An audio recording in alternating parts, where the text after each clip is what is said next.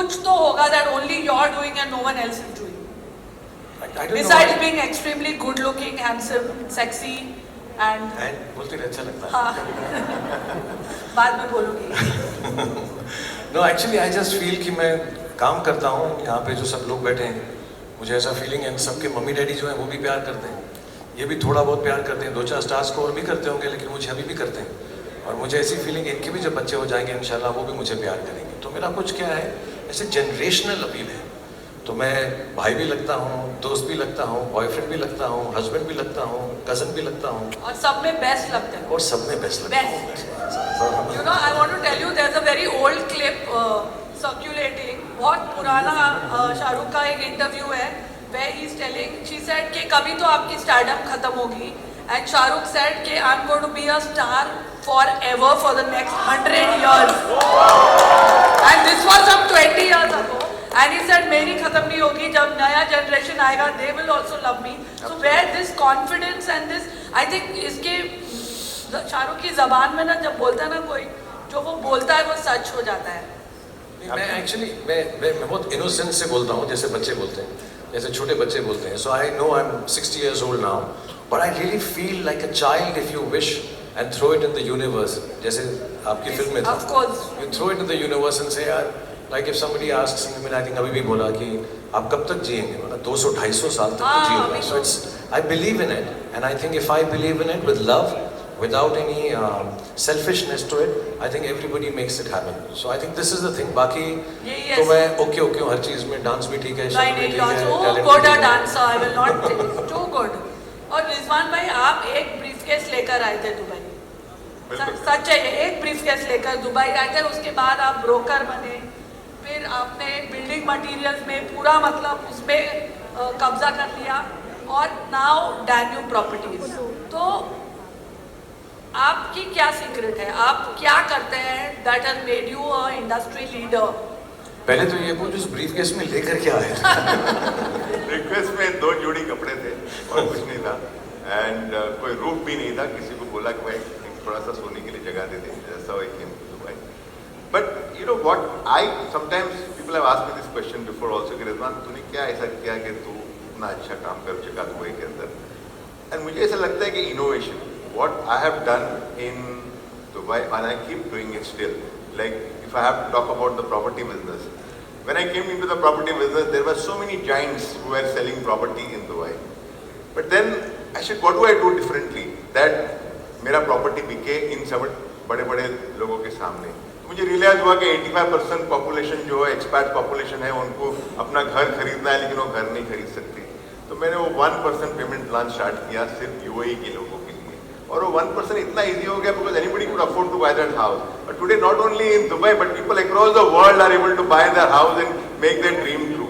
इसी तरह से फर्निशिंग और कुछ ना कुछ नया innovation I have always thought of bringing into the market so that my property sells. Now Shahrukh बेट डेड, ये कौन सोचेगा? I mean कितने लोगों ने ऐसा सोच सकता है? This is the innovation which I have got again into the industry, and that is what has created year after year नया कुछ सोचते हैं. बट रिजवान भाई ये बात इसमें शाहरुख की भी ट्रू है.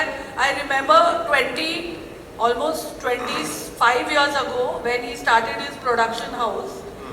That time it was Dreams Unlimited.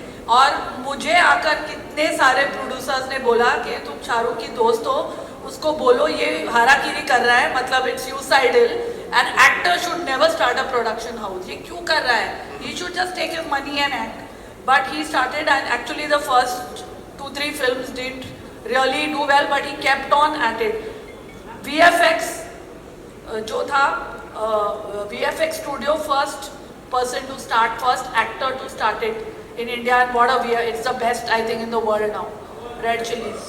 I think VFX. The truth is, unless you keep on reinventing, innovating like Rizwan bhai said, I think people who are able to do that, they make themselves viable for a longer period of time. क्योंकि उनमें ऐसी ego नहीं आती कि मैंने सब कुछ कर लिया. हर रोज़ जो है सुबह उठकर कुछ नया कर सकें कि लोग उससे खुश हो सकें. जैसे मुझको अगर कुछ नई कलाबाजी आ जाती, उड़ने का तरीका आता, I would love to do it for the audience. मुझे कोई नया डांस आ जाए जो फारा मैं आपकी फिल्म के लिए सीखूंगा, कोई एकदम अलग You किस्म का missed डांस doing. एकदम I missed टेढ़ा you मेढ़ा during Gafur. है ना? I wanted you to do that step. Ghafoor में तमन्ना जितना अच्छा कर लेता नहीं था ना नहीं, you do better than her. So Rizwan भाई, अगर हम शाहरुख की बात करें तो मुझे बोलो कि why do you think that he was for you the quintessential choice for a commercial corporate office? Like I mentioned earlier, हम दोनों की जर्नी 33 इयर्स पहले हुई. जैसे शाहरुख भाई दिल्ली से आए, मैं मुंबई से दुबई गया. एब्सोल्युटली कुछ भी नहीं थी हमारे जेब में. एक ख्वाब था, एक सपना था, और हमने वो आहिस्ता आहिस्ता पूरा किया with whatever work we have done in our own field. तो मुझे जब टावर बनाने का सपना आया तो I couldn't find anybody better than him, because I could relate my story to what I am and what he has done in his life. And when I went to the house also, the presentation was also the same thing. You see, Shahrukh asked me the question, मेरे नाम पे तू क्यों tower बनाना चाहता है? I mean, there should be some reason which is going into your mind that you want to make a tower in my name. Although, so फिर मैंने उसको यही reason समझाया कि this is the reason that I want to make the tower in your name, and that is the fact, because मेरे दिमाग में और कोई आ ही नहीं सकता if I have to make another tower other than Shahrukh Towers. So he is the guy who is a legend who has made himself from nothing. And मुझे इतना अच्छा लग रहा है because ये moment, just for your information, this has not happened overnight. We have worked 8 months. Before 8 months, I met Shahrukh, and today after that 8 months of hard work and lot of inputs from his side, my side, today we are here. So I'm very blessed and very happy about it, guys. तो शाहरुख, ये tower इतना iconic is going to be just like you. So if you had to sell Shahrukh by Daniel with your movie dialogues, तो वो कौन सा dialogue होता and how would you sell this tower? पता नहीं, मैं तो यही चाहूँगा कि जब ये टावर बन जाए, एंड जेन्युइनली मैं बेचने के लिए नहीं बोल रहा हूँ. आई होप सबका बिजनेस यहाँ पर बड़ा हो, कि लोग आएँ और यहाँ पे अपनी जगह बनाएं, दफ्तर बनाएं, एंजॉय करें. इतनी सारी एमिनिटीज़ हैं, लाइक आदिल ने बताएं. ये एक ड्रीम है रिजवान भाई का, ये collaboration, and it is come true because of his wonderful wife and family. So मैं बड़ा खुश हूँ. लेकिन एक मैं तो यार मजाक की चीज़ें ही कर सकता हूँ. तो मेरा वो एक डायलॉग था, तेरी लोकेशन की नमकीन मस्तियाँ, तेरी लोकेशन की नमकीन मस्तियाँ, तेरे फीचर्स का आलीशान स्टाइल, कॉर्पोरेट ऑफिस में भी बेधड़क होकर स्विमिंग पूल, जिम और प्लेइंग एरिया बनाना नहीं भूलूंगा मैं जब तक है शाहरुख बाय डैनियल. शाहरुख